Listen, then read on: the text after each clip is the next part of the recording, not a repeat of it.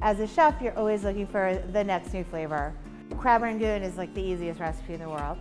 I'm gonna put a little bit of the mince for more like some of the fresher flavor, a little bit of the dust, some scallions, some salt, pepper, some fish sauce, which hopefully one day will become green crab fish sauce. And then we put some Worcestershire, a reduced green crab dashi.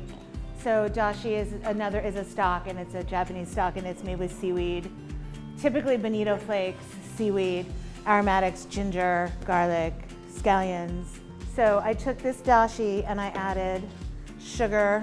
We're gonna pretend this is mirin. Some soy. And this reduces down until it becomes thick through the magic of television. We come up with this lovely product.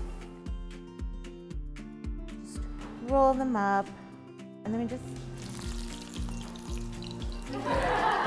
Final product of this, you're using the green crab mince, the green crab meat, the green crab dust, the green crab stock.